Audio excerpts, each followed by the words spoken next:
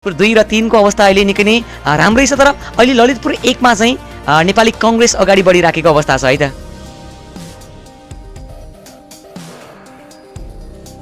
र अहिले पनि म तपाईको माझमा छु, सबैजना लाइभ स्ट्रिमिङलाई शेयर गरौँला है त। र शेयर गर्दै गर्दै लाइभ स्ट्रिमिङलाई सब्स्क्राइब पनि गर्दिनु होला भन्न चाहन्छु। र यति बेला म तपाईको माझमा जोडिसकेको छु र यो टाइम यो माहौल निकै नै रमाइलो बनिराखेको छ है त। र यतिखेर अहिले भने भक्तपुर 2, ललितपुर 2 र ललितपुर 3 स्थित हामी तपाईको माझमा छौँ र सबैजनाले र लाइभ स्ट्रिमिङलाई लाइक गर्नु पर्यो है त, लाइक र सब्स्क्राइब गरिदिनु पर्यो। र यतिखेर अहिले म तपाईलाई हेरिराखेको छु र यतिखेर अहिले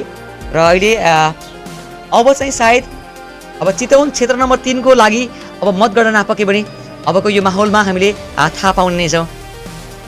र यति बेला अहिले हेर्ने भने चाहिँ आशिका तामाङलाई पनि हेरौँ है त। र यति बेला अहिले हेर्ने भने चाहिँ र आशिका तामाङको पनि हामीलाई अपडेट प्राप्त भइसकेको छ। र अहिले आशिका तामाङ र कति मत आयो होला त? 1752 मतले अहिले आशिका तामाङले भने अग्र स्थानमा भएको हामीले देख्न पाइरहेको छ। ओ माई गॉड,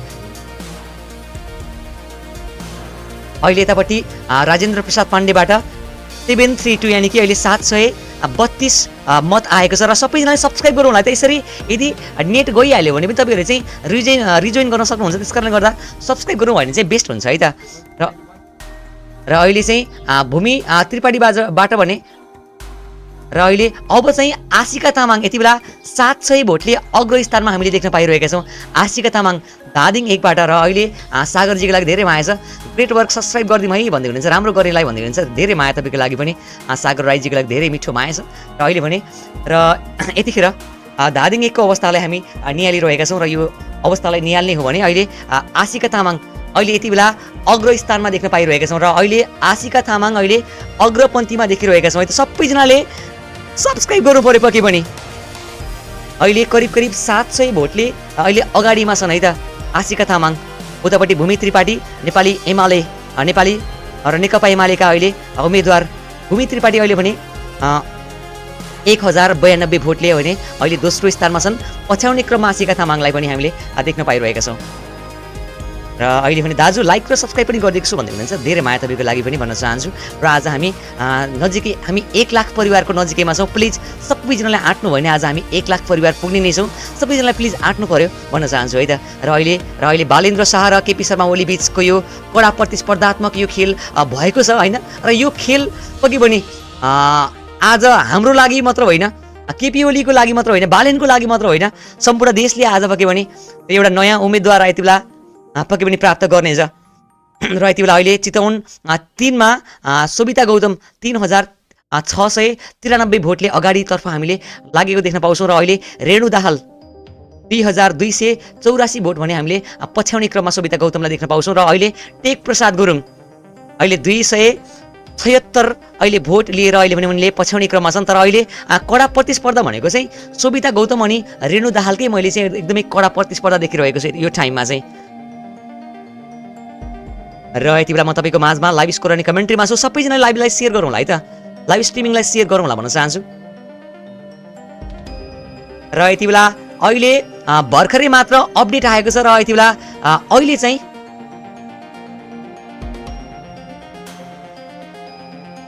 र यति बेला क्षेत्र नम्बर 1 र अब चाहिँ काठमाडौँ क्षेत्र नम्बर 1 मा चाहिँ करिब अन्तिम आइसक्यो है त। हामीसँग अङ्कित खनालजी हुनुहुन्छ, हामीलाई $3 यति बेला सुपर च्याट गर्नुभएको धेरै माया भन्न चाहन्छु। हामीलाई क्यानाडाबाट माया गर्नुभएको रहेछ, अङ्कितजीको लागि धेरै माया छ है त। र यति बेला अहिले भने र हामी झापा 5 को यो माहौललाई निहालिरहेका छौँ है त। र काठमाडौँ 1 मा चाहिँ अहिले रन्जु दर्शनाले करिब अब चाहिँ सायद यति बेला यो मत गणनालाई सायद अब करिब अन्तिम घडीमै आइसकेको अवस्था छ।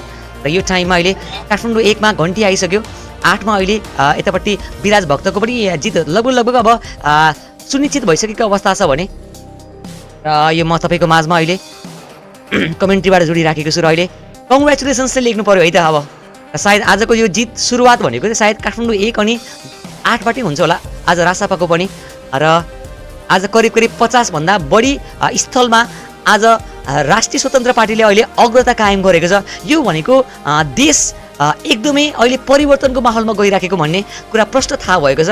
अहिले सन्दीपबाजी हुनुहुन्छ, sir please oh my god भन्नु न भन्दै हुनुहुन्छ। हाम्रो सन्दीपबाजीको लागि धेरै माया छ। ओ माई गड, यस्तो मिठोमा हामीलाई टेक्ससबाट माया गर्नुभएको रहेछ। त्यो तपाईँको लागि धेरै माया छ है त, सन्दीपबाजीको लागि धेरै धेरै माया छ है त। र नयाँ हुनुहुन्छ भने लाइक पनि गरौँ। हामीलाई खेल कमेन्टको इन्स्टाग्राम हामीले इन्स्टामा खेल कमेन्ट पनि छ र इन्स्टाग्रामको पेजलाई पनि हामीलाई फलो गरिदिनु होला भन्न चाहन्छु। र तपाईँहरू यदि चाहनुहुन्छ भने र यति बेला र अहिले हामीलाई सुरेशजीले माया गर्नुभएको छ। हामीलाई $8 हामीलाई माया गर्नुभएकोमा धेरै माया छ। किडनी फेल र भोगटीको लागि खुच्चिम भनिदिनु पऱ्यो भन्दै हुनुहुन्छ सुशान्तजीले कमेन्टमा लेख्नु भएको रहेछ। र यति बेला कुराकानी गर्ने भने चाहिँ अहिले रविन्द्र मिश्र अब निकट प्रतिद्वन्दी मानिएका थिए र एकदमै कडा प्रतिस्पर्धा गर्छन् कि भन्ने एउटा इसारा थियो। तर अहिले रवि चौधरीजीबाट हामीलाई $5 माया गर्नुभएको छ। सुपर स्टिकर तपाईँको लागि धेरै माया छ है त। र अहिले काठमाडौँ 5 मा चाहिँ करिब रासपाले भने 10,000 मत कटाउन लागिसकेको अवस्था छ है त। 10,000 भन्दा बढी मत कटाउन लागिसक्यो। 9,124 भइसक्यो। 10,000 भन्दा बढी मत आउन लागिसक्यो काठमाडौँ 5 र काठमाडौँ 5 मा चाहिँ अहिले 10,000 भन्दा बढी मत यति बेला राष्ट्रिय स्वतन्त्र पार्टीलाई जान लागिसक्यो। र अहिले हालसालै 9,124 मत आएको छ। र यति बेला म तपाईँको माझमा छु र यति बेला निकै नै रमाइलो यो माहौलमा छौँ। र अहिले कृष्णजीले भने हामीलाई क्यानाडाबाट $60 माया गर्नुभएकोमा धेरै माया छ है त। हामीलाई क्यानाडाबाट हामीलाई $7 माया गर्नुभएको छ। अहिले कृष्ण अधिकारीजीबाट धेरै धेरै माया भन्न चाहन्छु तपाईँको लागि पनि है त।